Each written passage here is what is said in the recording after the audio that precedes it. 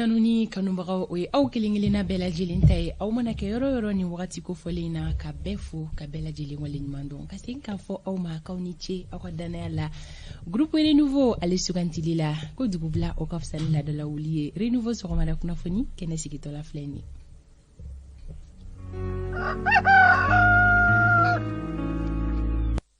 bi ye tarata ye juillet kalo tile 5 san 2022 aw nisɔndiyalen i n'a fɔ don tɛmɛlenw na an bɛ aw bisimila sɔgɔmada in na soli ka wuli kɛbagaw aw ni ɲɔgɔn tuma aw minnu bɛ yen nɔ k'aw sera aw ka baarakɛyɔrɔw la ka ban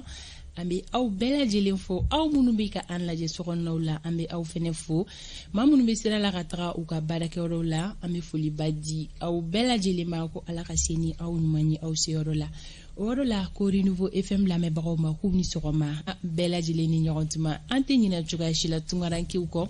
olu bɛ cogoya modèle bɛɛ lajɛlen kɛ walasa ka se ka nin jɛmukan in sɔrɔ min b'a to u bɛ kunnafoniya jɔnjɔn sɔrɔ u faso kan u mana kɛ diɲɛ fan o fan ko tungarankew bɛɛ lajɛlen ma ko u ni sɔgɔma ko ala ka tunga ɲɛ malo u ma an ka dibila baarakɛbagaw foli bɛ di u ma labɛnw sigira sen kan wa renouveau matin jamakulu fɛnɛ dafalen don Amadou El Konare a bɛ kumaso kɔnɔ ka fara Isa Kaba Sidibe kan ani Fanta Tomota an bɛna kunnafoniw kɛnɛ dayɛlɛ aw ye sisan k'aw bisimila o baro ja ye baro ɲɔgɔntigɛ ye Amadou Lassana Konare i ni ɲɔgɔn tuma i ni sɔgɔma Fanta Tomota a bɛ cogo di ne kɔni ma se studio la ka ban o ye a bannen maa tɔ tɛ bɔ bilen munna kɔni ɲinɛ kunfɔlɔ ye ɲinɛ tɔ ninnu de dɔwɛrɛw bɔra ye wa ni ne kɔni sera ka ban i ɲɛ b'a la dɛ mɔgɔ min mana e ye sori bolo u kan k'i ye de k'i to sori bolo ne kɔfɛ o de y'o kɛ cogo hali ɲɛna ni sori ye kuma la ne kɔfɛ tubabu b'a fɔ ko quand les chats n'est pas là la souris danse a bɛ cogo di an bɛ ala tanu o diyara n ye j'espère que i natɔ i ma gɛlɛya sɔrɔ sira la gɛlɛya min sɔrɔla a dan ye depuis tun bɛ dɔrɔn a banna n'o tɛ a ma gɛlɛya sɔrɔ o tɛ gɛlɛyaba ye o bɛ dépend i bɛ bɔ heure min na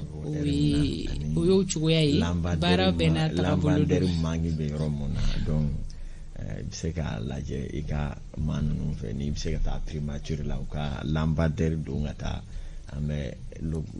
loyer ninnu na yɔrɔ min na fana ka taa lampadɛri dɔ ka taa an fana fɛ walasa au moins an taamatɔ an ka se ka yelen n'ala sɔnna siga foyi t'a la jamana marabagaw bɛ wuli ka jɔ sabati maliden kelen-kelenna ka lafiya ni lakana bɛ sabati cogoya min na u bɛ o sigi sen kan o ye bɛɛ lajɛlen ka laɲini e ka laɲini tɛ o ye e m'i ka laɲini fɔ sisan ko yelen ko dibi o tɛ lakanabaliya ye wa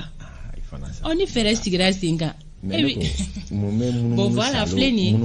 ye n'i kɔntana don min na i bɛ darapo ta i bɛ n'o sigi kɔrɔ ko e de fasoden ɲuman ye anw ye fasoden jugu ye sisan ne filɛ k'a fɔ ko maliden kelen-kelen n'a ka lakana ni fɛnw ka sabati i ko ayi dɛ ko maliden tɔw tɛ ko e parce que k'e de y'i da fɔ ne de y'a f'i ye bi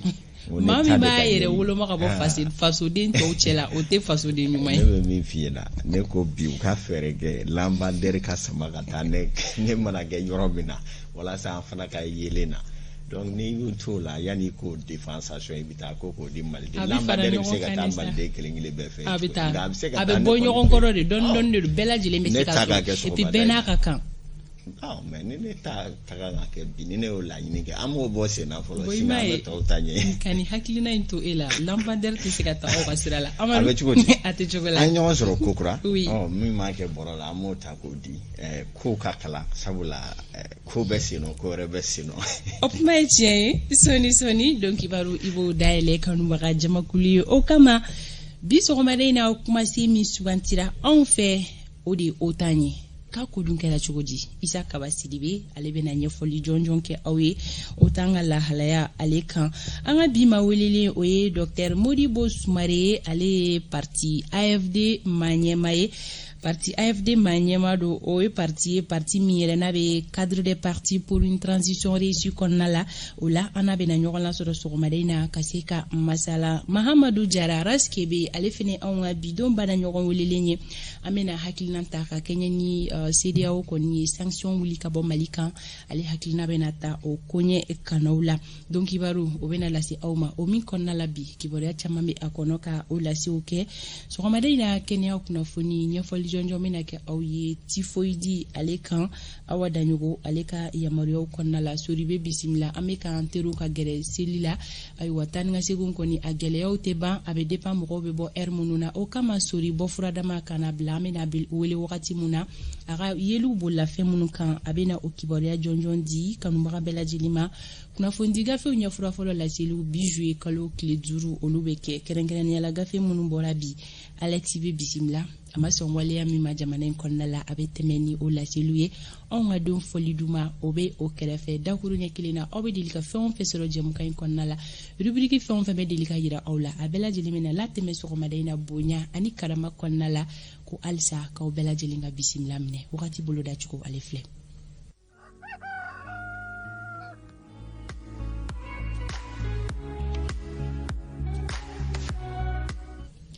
ko nɔgɔ bena gulon kabala Mali marabolo bɛɛ lajɛlen kɔnɔ fo ni an ka kɔrɔnfɛ marabolow y'i bɔ a la kɔrɔ marabolow kɔnɔna la sankolo o bena jɛya olu fɛ yen nɔ samiyafɛ fiɲɛ o bena ci Mali marabolo bɛɛ lajɛlen kɔnɔ fo ni tawuden woroduguyanfan y'i bɔ a la fɛn kɔni bɛ tali kɛ halisa an ka kɔrɔnfɛ marabolow kɔnɔna la ko olu ka bi yɔrɔjan filɛli min b'a daminɛ kilomɛtiri 4 ka taga bila 7 bɔɲɔnko la ko o filɛli ko gɛlɛya manganu bɛ don a la ka sababuya kɛ gɔngɔnbulon ye sanjiko kɔni bolodalen do bi a bolodacogo olu filɛ nin ye bi sɔgɔmada in na marabolo minnu bɛ se k'u sigi ni sanko ye o ye Kulikoro Buguni Joyila Sikaso Segu Kucala ani San bi tile bintɔ ka don su kɔnɔna la Moptikaw aw bɛ se k'aw sigi ni sanjiko ye ka fara Baɲangara kan San Segu Kucala, Sikaso, Joyila, Buguni, Kulikoro ani Kita. Fɛn kɔni bɛ tali kɛ tilegan in na funteni hakɛyaw la ko bi ta bɛ jigin dɔɔni ka tɛmɛ kunun ta kan. O kama Kayikaw fɛ yen nɔ bi tilegan in na olu ka funteni hakɛya o bi jɔ digiri 36 la. Kulikoro olu ta bɛ kɛ 33 ye, Sikaso digiri 30, Segu 34, Mopti 37. Tombouctou 41, Gao 39, Kidal digere 40, Menaka 38, Taudini digere 47, Buguni marabolo kɔnɔna la bi olu ka tile bɔta hakɛya o bɛ kɛ digere 31 ye, Kucala 32, Kitakaw olu ta bɛ kɛ 34 ye, Nyoro 37, Nara 38, Douanza 37, San 34, Baɲangara 36, Joyila digere 32, Gourmara bi olu ka tile bɔta hakɛya o bi jɔ digere 40 na. Bamako distriki kɔnɔna la ko nɔgɔ bɛna gulon kabala samiyafɛ fiɲɛ bɛna ci nka a fiɲɛ fanga o tɛna na bonya kosɛbɛ ko gɛlɛya tɛna na don yeli la sanjiko o bolodalen do bi sɔgɔmada in na ani sufɛla fɛ fɛnɛ. Tilegan in na tile bɔta hakɛya o bi jɔ digere 32 la. Bamako n'a lamini sɔgɔmada in na kɛnɛ cira nɛgɛ kaɲɛ 6 ale tɛmɛlen ni sanga 12 ye wa tile bɛna bi nɛgɛ kaɲɛ 19. Wagati bolodacogo ale ye nin ye bi sɔgɔmada in na ka di aw kelen-kelenna bɛɛ lajɛlen ma laada don.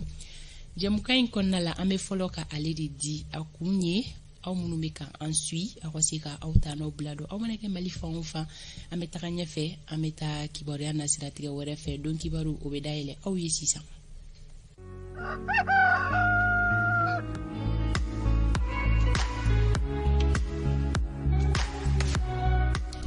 Amadu Lasana kibaruya minnu farala ɲɔgɔn kan ɲɛmayaso fɛ k'a d'i ma n bɛ sira d'i ma i ka se ka o laseliw kɛ. Tabarikala an bɛ o ta sisan dani nɔ min bɛ tali kɛ bakuruba la Mali ka ɲagili wulili ko kuma o b'a kɔnɔ an bɛna kuma o kan sisan don kibaru kɔnɔ Nyoro Sahel min ye jamanakuntigi ye ale bɛna bisimila ye Colonel Assimi Goïta a bɛna taa hukumu jumɛn kɔnɔ Maliki Jalo ale bɛna ɲɛfɔli ko kan sinsinnen don ni fila kan ka dɔw bila ninnu cɛ ma sisan dani nɔ ka sɔrɔ ka bi laadaw lakile sɔɔni an bɛ ɲɔgɔn sɔrɔ sisan.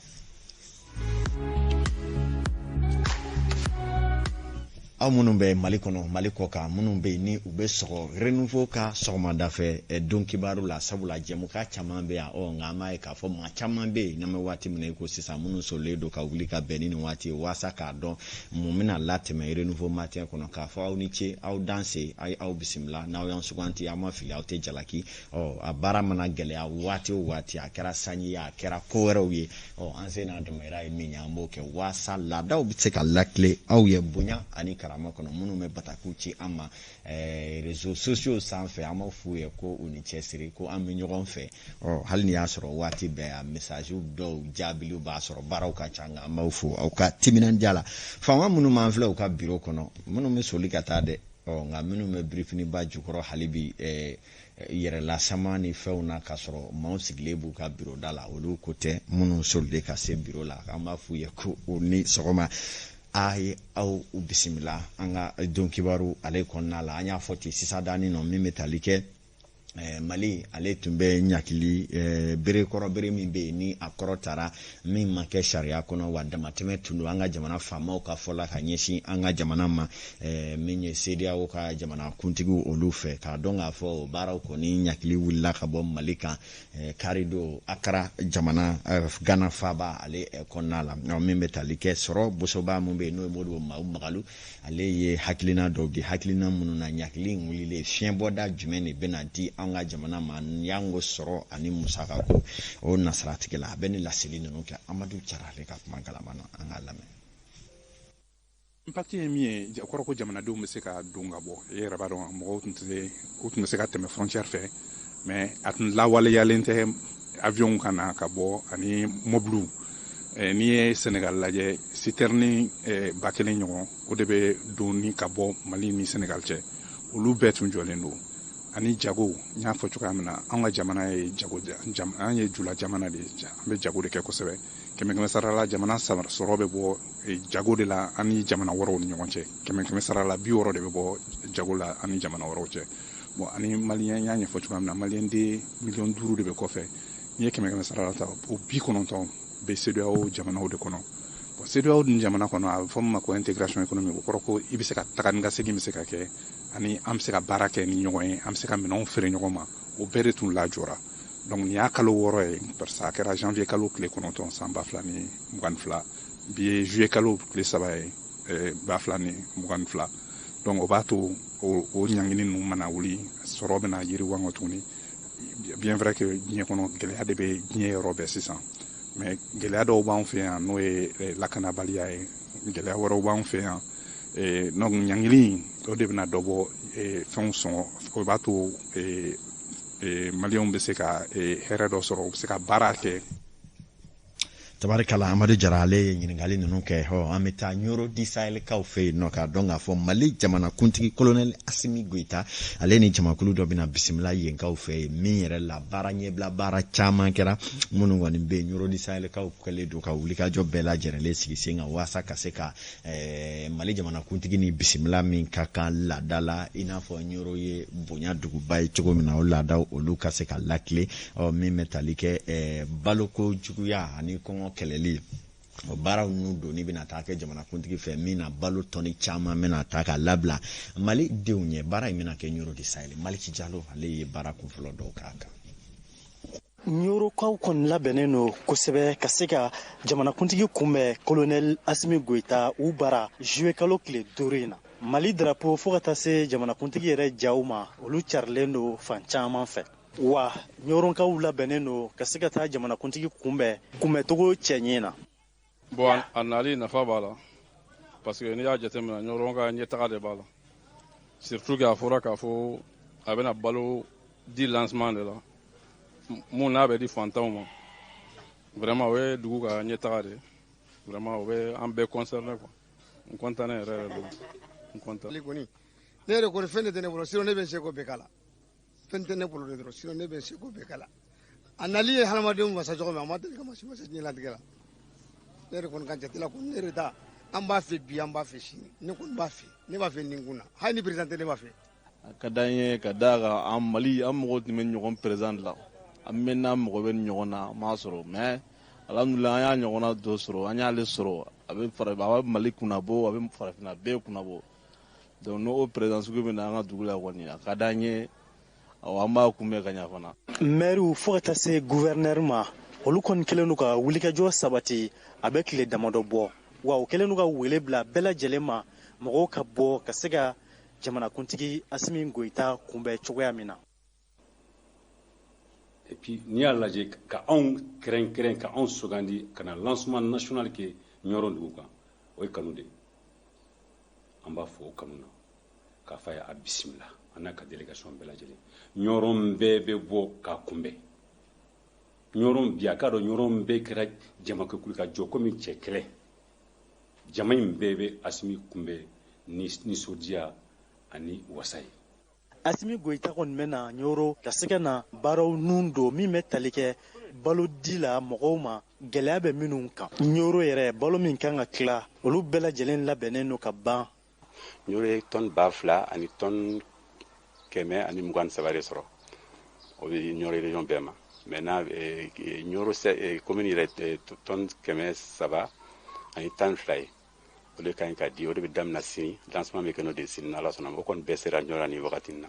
Ɲinɛ Mali kɔnɔna na a yirala k'a fɔ ko boloko dɛsɛ kɛlen don k'i kunda mɔgɔ 2 n'a kunkan fɛn de kan. Olu kɔnɔna na mɔgɔ 1,200,000 bɛ yen nɔ baloko dɛsɛ yɛrɛ selen don minnu ma ka ban. O mɔgɔ fanba kɔni bɛ Mopti mara de kɔnɔna na. Tabarikala Maliki Jalo Ɲoro di Sahel kaw fɛ ale ye nin laseli ninnu kɛ k'a dɔn k'a fɔ balo ko Mali yɔrɔ caman don kuma min ye Bɛlɛdugu n'a Nɔkandugu la olu fana ka sɔrɔ ɲɛsinnen don sɛnɛ ale ma kosɛbɛ ɲina samiya tɛmɛnen ma ja kuma k'a ɲini jamana faamaw fɛ u k'u hakili to Bɛlɛdugu kɔrɔ n'a tilebi la ɲina baloko la waasa ci bɛ se ka ja ɲina balo minnu taatɔ filɛ di Ɲoro n'a Nɔkandugu la k'a fɛɛrɛw sigi sen ka balo ninnu bɛ se ka tila cogo la kan ka se yɔrɔ mun na a ka se n'o tɛ maa dɔw bɛ olu bɛ tila ka taa kɛ jagokun ye fo k'a to butigitigi dɔw fɛ yen k'a feere an dun tɛ o sanna ɲina o kuma jamana faamaw balo dili u ka se ka jateminɛ kɛ a tila cogo fana na minnu n'a ka kan tubabu b'a fɔ min ma ko les nécessités olu bɛ se k'a sɔrɔ cogo ya min na an bɛ bɔ Ɲoro di Sahel la an bɛ taa jamana cɛmancɛ bolo la jɛkulu min bɛ yen ni o ye mouvement Baginde Sow ale fana ye k'a dɔn k'a fɔ jɛkulu mun bɛ yen n'u fana bɛ wuli ka jɔ la waasa jamana cɛmancɛ bolo lakanako bɛ se ka kɛ hakika ye cogo min na hakilina jiginna nin waati laban ninnu na gɛlɛya misɛn dɔw jateminɛna minnu yɛrɛ ni bamanjiw ka colo ni bingaliw ye fo ka taa se damatɛmɛ wale dɔw ma ka se ka ɲɛfɔliw ni laɲini dɔw kɛ Madu Jara ale tun ye renouveau ka cidenya kɛnɛ kan an k'a lajɛ. Wulikajɔw bɛ ka caya ka taa fɛ walasa cogo min na ka se ka lakanabaliya waleyaw kɔn an ka jamana kɔnɔ. Jɛkulu min bɛ n'a wele plateforme Kurukan Fuka ale kɔfɛ mouvement jɛkulu n'a bɛ wele Bagine Sow ale bɔra dimanche don k'u ka dusuma kasi jira k'a sababu kɛ lakanabaliya ye. Anw ye tɔɔrɔ min kɛlɛ k'u tɛ se aw nana k'aw bɛ se n'aw bɛ se anw kɔni b'a kɔ hali bi a ye ko kɛ an bɛ mun faamu walasa dɔ bɛ bɔ an ka degun na cogoya min n'o tɛ ça va pas. Ni kɛlɛ in kɛla jɛkulu maa ninnu bolo n'o ye Bagine Sow ye ka welemada kɛ ka ɲɛsin Imam Mamudu Diko ma. Ko kuranna hayaw b'ale bolo ale bɛ se ka ala deliw kɛ walasa fangaw ka bin k'a y'a kɛ an y'a mɛn an ko n'o ye tiɲɛ waati sera a k'a ka ala deliw kɛ ka nin maa jugu ninnu taga bɔn da. Mouvement Bagine Sow o y'a ɲini jamana ɲɛmɔgɔw fɛ ko finitigilamɔgɔw ani maa minnu yɛrɛ bɛ yen n'u bɛ k'u ka lakana ko u yɛrɛ ye cogo min na ka se k'u kisi banbagaciw ma ko laɲini dɔw ka ɲɛsin jamana ɲɛmɔgɔw ma olu maaw o ni finitigilamɔgɔw bɛ se ka baara kɛ ɲɔgɔn bolo cogo min na. Tabarikala n'an bɔra yen an bɛ to hali bi n'a ka bi jamana cɛmancɛ bolo kibaruyaw la k'a dɔn k'a fɔ kɔlɔnkɔnɔna la min ye office du Niger malo sɛnɛyɔrɔ salon baaraw gɛlɛyara ye kosɛbɛ k'a sabu kɛ bamanciya kule ni wale dɔw ye minnu ye sɔrɔ kɔni nagasi dun ka fa ale sabatili ko nasiratigɛ kɔni na o kuma salon tɛmɛnen kɔ ɲina a bɛ ɲini ka kɛ gɛlɛya kura ye sabula maa caman sirannen don yala u ye baaraw u bɛna se ka baara kɛ ka ɲɛ ɲina samiya la i n'a fɔ santɔ la u bɛna kɛ cogoya min na wa o fana kɔni kamanagan bɛ maaw la a dun ma sɔrɔla k'a fɔ masinakaw yɛrɛ fɛ ka ban maa 3 o bunena a ni la u ka foro kɔnɔna ninnu na Aïssata Jara ale bɛ walawalaliw kɛ renouveau tɔgɔ la.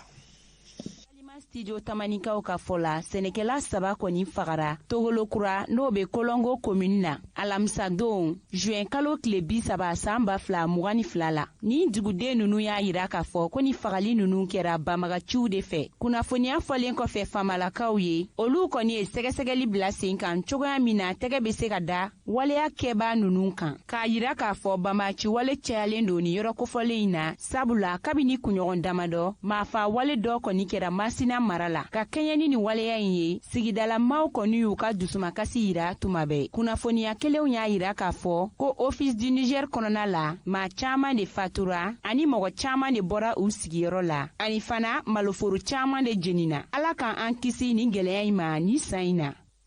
ambora yenno anya foti anga kuna fonti menu kono ko mali dukolo ko be nyini ngake praba koroka gwangwe dongo do adikun fanga bi boya jamana desele kolokoto choka dukolo ko nyana bo fanga temena bela jerele bi fedo ke katanga haliba nyamile do mando be titri sabani nani ma kelen tren chama wali mani sebe minyo be beni bauta wali mama bauta bina dota korundo ka faranyonga dongo da kuma ka cha dukolo ko kele do kamana gankuyi ni wati na atitebu ka ufei dekun do fana be oluka atitebu tabakoro olu fana kele do ka wulika jodo boloda oluka fola ko ma do fana malaka bi oluka no ye sisi technology o ka korofo kono ko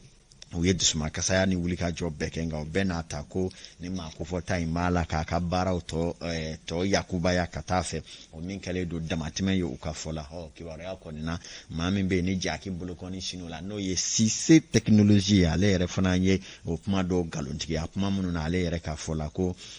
yoro mi mala ka ko fo ko o te atete bugu fe chogo shila akoko ni taile do ye ko sebe usman sagara ni moment to ye jado ta ngulame décret de Bora en 2009. Moi, j'ai titre foncier qu'on a. Nini yɛrɛ t'a siɲɛ fɔlɔ ye o dusu kasilenba ATT bugu ntabakɔrɔ sigibaw wulu kɔni ma se ka nin waleya in kun sabula o b'i ka yɔrɔ dɔ yira n'o ye jamajɛ yɔrɔ lakorilen dɔ ye u ka sigida in na min talen don an bɛ donni min na i ko bi maa dɔ fɛ ka k'a ta ye n'o yɛrɛ tɔgɔ ye Sise technologie. An denw bɛ ballon tan yan an ka saya bi kɛ an ka denkuniw bi kɛ mawludu kɛnɛ di yan ye mais a filɛ ka yɔrɔ bɛɛ occupé ko fanga b'ale la effectivement moi je crois fanga b'a la parce que a bɛ loi sanfɛ ni loi y'i ka baara la jɔ ka taa n'i ka minɛnw ye e seginna ka baara wɛrɛ minɛn wɛrɛw dati ka baara kɛ c'est que o tigi a bolo dalen bɛ fɛn kan dɛ an ti tɔɔrɔ fɛ an ti balaw fɛ an b'a fɛ faamaw k'a yira an na an ta ye min ye parce que olu de y'an na lose an bɛ wari sara u ye. nin kɛnɛ in kan u kɔni ye welemada kɛ ni k'a ɲɛsin jamana faamalakaw ma. kolo kala c'est sécurité ma ne mɔgɔ kumana yan ATT bugu kɔnɔna la l'opérateur économique là il va prendre la police la gendarmerie a bɛ ne mina ka taa enfermer o de kosɔn les gens ont peur de sortir ni mɔgɔ bɔra a bɛ taa si polisi la ko f'i k'a fɔ k'i sen bɔra la a bɛ sɔrɔ k'i bila an ko k'an mago bɛ Mali kura de la an mago bɛ Mali de la an denw bɛ se ka tulonkɛ kɛ Mali min kɔnɔ an mago bɛ Mali de la an ka espace bɛ to an bolo Mali min kɔnɔ an mago bɛ Mali de la an ka nafolo bɔ k'a don Mali min na o Mali ka to an bolo an ma fɛn wɛrɛ ɲini dɛ an ka droit. tuma min an ka ɲɛmayaso y'a wele telefɔni na monsieur Sise y'a jira k'a fɔ k'ale ni dugukolo yuruguyurugu maa dɔw bi ɲɔgɔn na ani fana a y'a jira k'a fɔ ko nin yɔrɔ kofɔlen tɛ ATT bugu fɛ ko jan ko k'a kɛ yɔrɔ lakorilen ko dugukolo nin kɔni sɛbɛn b'ale bolo kabini san 2016 an kɔni bɛ se ka mun fɔ o ye de k'a fɔ nin ko in bɛna kun cɛ cogo jumɛn na. Ati kunje dɔwɛrɛ la min ye dusuma kasaya kɔ sabula min ye jamana dɛsɛlen don kolokolo cow kan min ye dugukolo ko ɲɛnabɔ kuma k'a ɲini jamana faamaw fɛ dugukolo ko man kan ka se nin bɛɛ lajɛlen la aw de b'aw ta ye sariyaw ye aw de y'a sɛbɛnw bɔ dugukolo ko maa dɔw de ɲɛsinnen don a ma jɔn kelen de ta ye yɔrɔ ya ko kɛra cogo di jɔn de b'a la ka papier lankolon bɔ jɔn de b'a la ka yɔrɔ fila feere ka se ka ko bɔ a kow la defuw tɛmɛna sisan dani na an y'a ye san dɔw la a bɛ fiti nka fɛɛrɛw sigira sen kan maa mun bɛ yen ni hali olu y'a foto ta ɲina olu minɛna ka di finitigilakaw ma dugukolo ko o ka jugu n'o bɛɛ lajɛlen nka dɛsɛ kɛlen don k'o ɲɛnabɔ yala ko gese da bɛ jukɔrɔ wa kuma fɛɛrɛ ka kɛ min ye tenitigi ɲɛma minnu bɛ yen ni o ye polisi ɲɛmaw ni gendarmerie ɲɛmaw ni tribunalw ni ɲɔgɔn cɛ u ka se ka lafaamuyaliw kɛ sigidaladenw na hali bi n'a ka bi n'o tɛ population bɛ dusuma kasaya kosɛbɛ waati caman k'a sabu kɛ ko dɔwɛrɛ tigɛ finitigiw bɛ cɛ ka to an kan i k'a dɔn jamana faamaw ka ɲɛfɔliw kɛ n'u ma ɲɛfɔliw don kow la population ma dusu kasilen b'a la ka ci an bɛ don min na i ko bi k'a sabu kɛ bingali ye dugukolo ko ale na sira tɛgɛ la ni ɲɛ sɔrɔla a la ni ɲɛ yɛrɛ fana ma sɔrɔ a la kuma min ye faamaw ka dɛsɛ an'u ka kolokoto co o fana kunnafoni di la o bɛ lase bonya ani karama kɔnɔ k'aw fo aw ni ce waati kunfɔlɔ mun sɔrɔla ka kibaruya lase aw ma nin waati na Fanta Tumota o ye nin ye minnu bɛ titiri bɔ ani dugukolo feere maa caman ma ko ne ko k'u ni sɔgɔma bi an bɛ taa ɲɛfɛ. Ala ka dugukolo ko ɲɛ nɔgɔya Amadu k'i fo don kibaru ta ko fɔlɔ o bɛ datugu ɲɛyɔrɔ la ka taga kibaruya wɛrɛ na siratigɛ fɛ an bɛ taa an ka siraba kanu la an bɛ sori Ibrahim Diallo sɔrɔ yen nɔ bi sɔgɔmada in na tan ni ka segin bɛ cogoya min na a bɛ na ɲɛfɔli k'an ye.